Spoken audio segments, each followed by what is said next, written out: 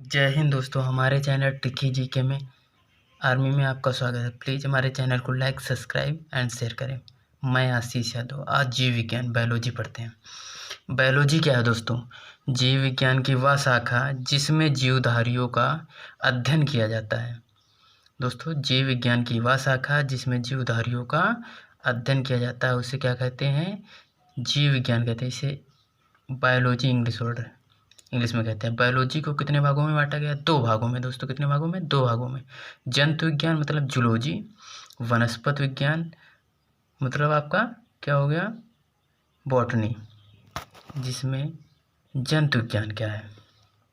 ठीक, जिसमें जंतुओं का अध्ययन किया है। विज्ञान की वह शाखा जिसमें जंतुओं का अध्ययन किया जाता है उसे क्या कहते हैं दोस्तों? जंतु विज्ञान कहते हैं। विज्ञान की वह शाखा दोस्तों, विज्ञान की वह शाखा जिसमें वनस्पति, पेड़ पौधों आदि का अध्ययन किया जाता है उसे क्या कहते हैं? बॉटनी कहते हैं। क्या कहते हैं? बॉटनी कहते हैं। इसमें जंतु विज्ञान के जनक, फादर ऑफ जूलॉजी दोस्तों, फादर ऑफ जूलॉजी अरस्तु को कहते हैं। इन्होंने एक पुस्तक लिखी जिसका नाम क्या है? हिस्टोरिका एनुमुलम। हिस्टोरिका एनुमुलम। इस पुस्तक में इन्होंने बताया कि 500 जंतुओं का वर्णन किया है। कितने जंतुओं का वर्णन किया है? 500 जंतुओं का वर्णन किया है। अगला, जैसा कि वनस्पति विज्ञान के जनक कौन है? थियोफ्रास्टस। इन्हें फादर ऑफ बॉटनी कहते हैं। क्या कहते हैं? फादर ऑफ बॉटनी कहते हैं। इन्होंने एक पुस्तक लिखी हिस्टोरिका प्लांटेरियम। इसमें इन्होंने 500 प्रकार के पौधों का वर्णन किया है। अगला हमारा चिकित्सा शास्त्र के जनक कौन है? हिप्पोक्रेटस। चिकित्सा शास्त्र के जनक कौन है? हिप्पोक्रेटस। इन्होंने सर्वप्रथम मानव रोगों पर लेख लिखा था, इसलिए हिप्पोक्रेटस को चिकित्सा शास्त्र का जनक कहते हैं। अब दोस्तों, हमारा नेक्स्ट टॉपिक है जीवधारियों का वर्गीकरण। कैरोलियस लीनियस नामक वैज्ञानिक ने द्विनाम पद्धति, जैसा कि आप फिगर में देख रहे हैं, द्विनाम पद्धति की संकल्पना प्रस्तुत की। इन्होंने एक पुस्तक लिखी जिसका नाम है सिस्टमा नेचुरी। जिसका नाम क्या है? सिस्टमा नेचुरी। और इस पुस्तक में इन्होंने जीवधारियों का नामकरण किया। इस पद्धति में इन्होंने जीवधारियों का नामकरण किया। इन्होंने बताया, इनके अनुसार समस्त जीवधारियों को, कैरोलियस लीनियस के अनुसार समस्त जीवधारियों को 2 जगत में विभाजित किया गया। पहला हमारा जगत आता है दोस्तों पादप जगत।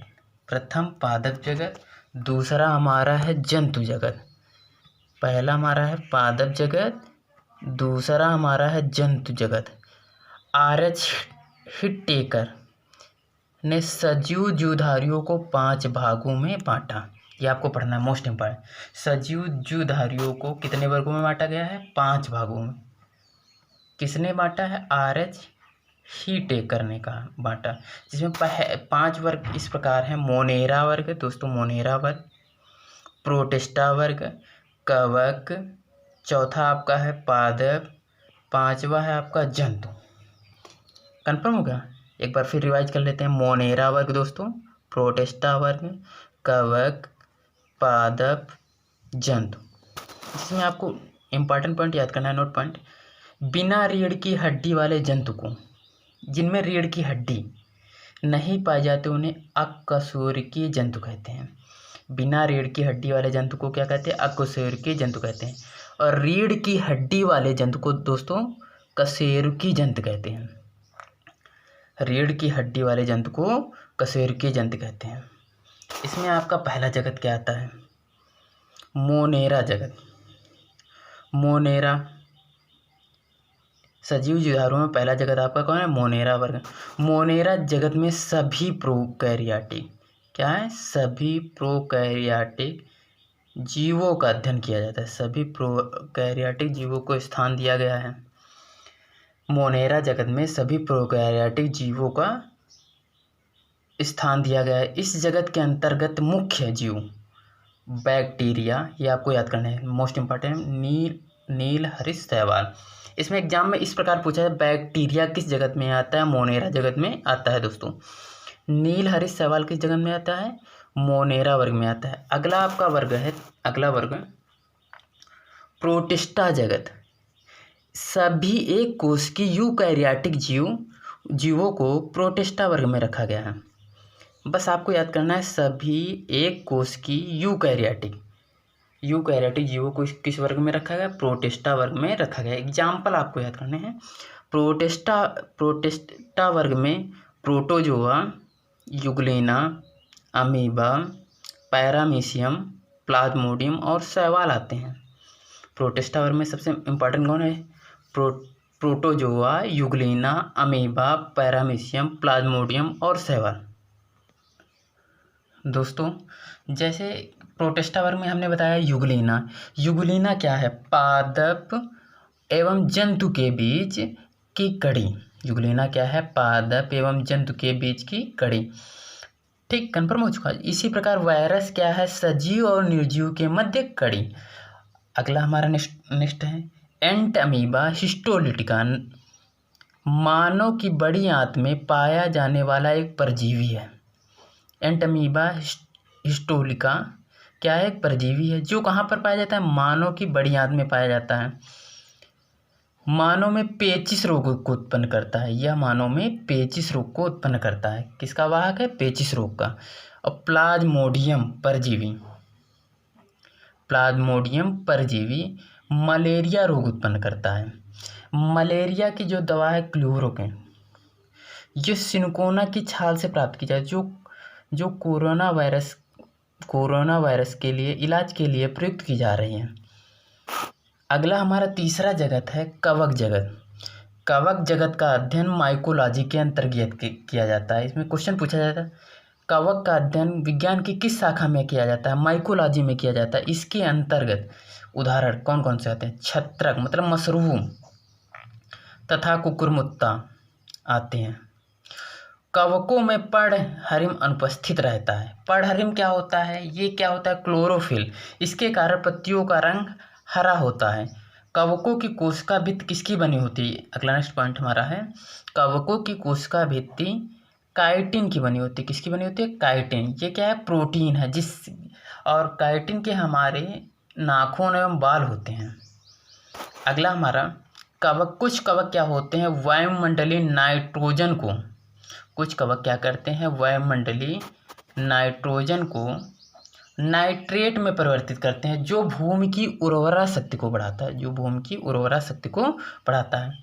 अगला हमारा कवक आता है ईस्ट। ये पूछा जाता है एग्जाम में, काफ़ी बार पूछा गया है। ईस्ट खमीर, इसका उपयोग किसमें किया? बेकरी में किया जाता है, बेकरी तथा शराब बनाने में। अगला हमारा चौथा जगत कौन सा है? पादप जगत। पादप जगत का जनक कौन है? थियोफ्रेस्टस, इन्हें फादर ऑफ बॉटनी कहते हैं। इसके पादप जगत के अंतर्गत शैवाल, बायोफाइटा, जिम्नोस्पर्म तथा एंजियोस्पर्म आते हैं। शैवाल के अंतर्गत बायोफाइटा, जिम्नोस्पर्म तथा एंजियोस्पर्म आते हैं। पादप जगत में पर्णहरिम पाया जाता है। हमने बताया था कि पर्णहरिम क्या होता है? पत्तियों का रंग हरा किसके कारण होता है? पर्णहरिम के कारण होता है। और शैवालों का अध्ययन किसमें होता है? शैवाल का अध्ययन माइकोलॉजी में किया जाता है। किसमें किया जाता है? माइकोलॉजी में किया जाता है। और शैवाल को बोलचाल की भाषा में हम काई कहते हैं। और संसार में सबसे ज़्यादा इम्पॉर्टेंट क्वेश्चन है, संसार में सबसे ज़्यादा प्रकाश संश्लेषण शैवालों के द्वारा होता है। संसार में सबसे ज़्यादा प्रकाश संश्लेषण शैवालों के द्वारा होता है। अब अगला मोस्ट इम्पॉर्टेंट क्वेश्चन है क्लोरेला शैवाल। ये क्लोरेला शैवाल क्या है? इसमें प्रचुर मात्रा में प्रोटीन पाई जाती है। प्रोटीन सबसे अधिक किस शैवाल में पाई जाती है? क्लोरेला शैवाल में पाई जाती है। और धान के, अगला नेक्स्ट हमारा पॉइंट है, धान के खेत में साइनोबैक्टीरिया शैवाल का उपयोग किया जाता है, जो क्या है? जैविक उर्वरक है। क्या है? जैविक उर्वरक है। जो क्या है? जैविक उर्वरक है। अगला हमारा जगत कौन सा है? जंतु जगत। पांचवा जगत लास्ट हमारा कौन सा है? जंतु जगत। जंतु जगत में संघ, Porifera, Chordata, Coelenterata, Annelida, Arthropoda एवं मोलस्का आदि जंतु आते हैं। जंतु जगत में संघ Porifera, Chordata, Coelenterata, Annelida, Arthropoda, Mollusca आदि जंतु आते हैं। पोरीफेरा वर्ग सबसे छोटा संघ है। इस संघ के जंतु को स्पंज कहते हैं। पोरीफेरा सबसे छोटा संघ है। इस संघ के जंतु को क्या कहते हैं? स्पंज कहते हैं। और संघ कार्डेटा, अगला हमारा है संघ कार्डेटा। संघ कार्डेटा के अंतर्गत उभयचर मतलब जो जल और स्थल दोनों में रहते हैं। इसे अंग्रेजी में क्या कहते हैं? एम्फीबिया वर्ग। कौन सा? एम्फीबिया वर्ग। अगला हमारा है सरीसृप मतलब रेप्टाइल। पक्षी कौन सा? एवीज। पक्षी किसके अंतर्गत? एवीज। स्तनधारी मैमेलिया वर्ग। ठीक। संघ कार्डेटा के अंतर्गत उभयचर मतलब एम्फीबिया, सरीसृप रेप्टाइल वर्ग, पक्षी एवीज, स्तनधारी मैमेलिया। मनुष्य मैमेलिया वर्ग में आता है। मनुष्य मैमेलिया वर्ग में आता है, जो यूथेरिया, जैसा कि फिगर में यूथेरिया उपवर्ग में आता है। और यह सबसे बुद्धिमान प्राणी है। इसका वैज्ञानिक नाम क्या? होमो सैपियंस कहा जाता है। यदि दोस्तों यदि अच्छा लगा हो तो आप लाइक करें और ज़्यादा से ज़्यादा शेयर करें, जिससे हमारा कॉन्फिडेंस बढ़ता है। धन्यवाद दोस्तों।